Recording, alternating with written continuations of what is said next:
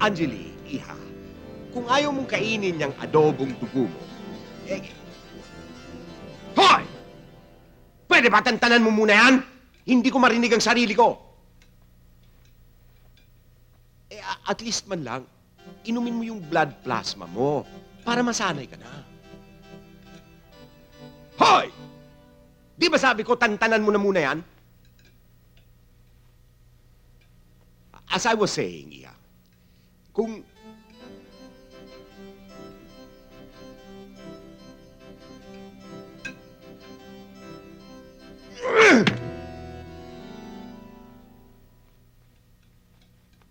Pa, Ma, I don't want to drink blood. And I don't want to kill anybody. Sa umpisa lang yun, anak. Sa susunod, pwede na yung dugo sa blood bank. Tulad ng iniinom namin. Look, Anjali, tingnan mo, humihina ka na. Tumutubo na pangil mo. Malapit na ang birthday mo. Ay, di...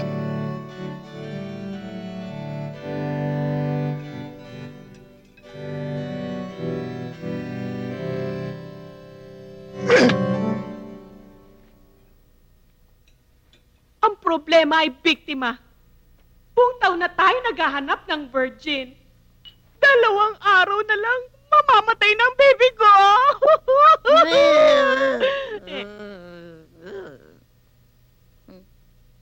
Ratsyada, anong ibig mong sabihin? Drew, kasama virgin. Yung kasama niya? Yung Drew? Yun yung virgin? Oh no. Pinatay mo ba? Hindi.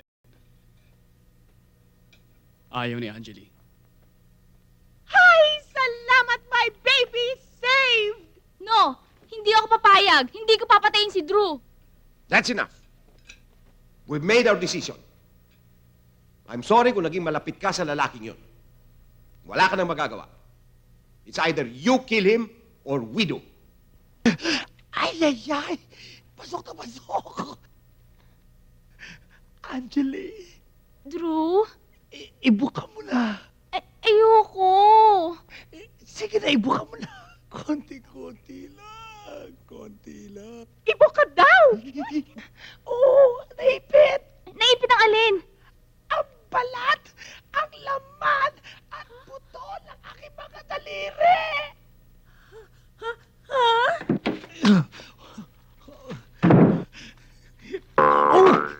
Sorry.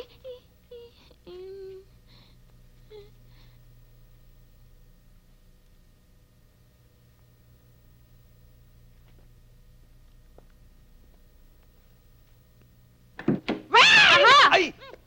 Kayo! Hindi na kayo nasiyahan na dinala niyo ang tao dito at piniinom niyo ng lason. Hindi pampatulog lang yun Lason na rin yun. At hindi na kayo nasiyahan at pinipilit niyo pa akong pumatay. Maboboso pa kayo. Hoy, hindi kami ng boboso. Nakikinig lang. Hindi ba? Diyan kayo magaling.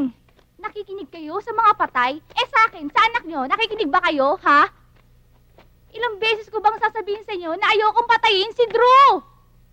Bakit? Mahal ko siya. Gusto ko siya. Ngayong gabi at sa mga natitira pang gabi sa buhay ko. Paano ko naman papatayin yung lalaking pinakamamahal ko? In love ka! Ako na nga! Kapag na-inlove ang isang magiging vampira, ikaw, sa kauna-unahang biktima, si Kolokoy sa loob, at kayo ay hindi ka magiging vampira. Ikaw, sa halip, magiging mortal ka.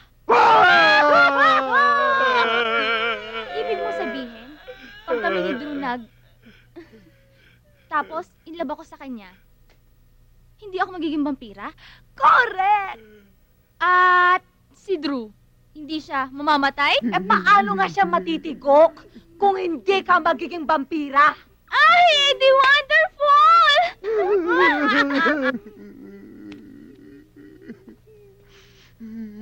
Ma, Pa, si Drew na lang huli kong pag-asa.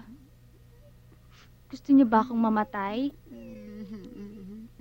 Gusto niyo ba akong sumaya?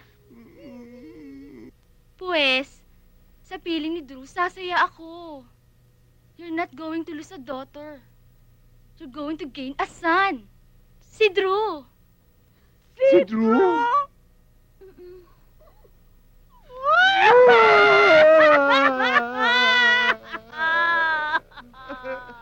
At ngayon, Tita Hada,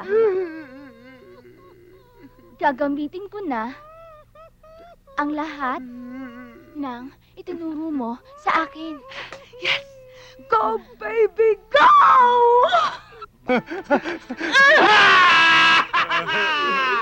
Ano ka ba?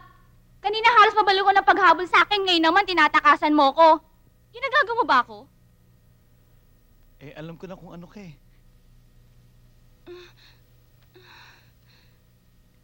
Ha?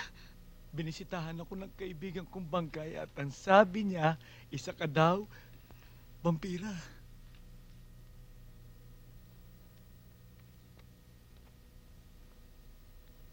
Hindi pa. Hmm. Dapat ikaw yung magiging una kong biktima. Oh. Dahil kapag hindi ako nakainom ng dugo ng virgin, mamamatay ako. Mamamatay? Mamamatay ka? Hindi na. Pero may kukwento ako sa'yo.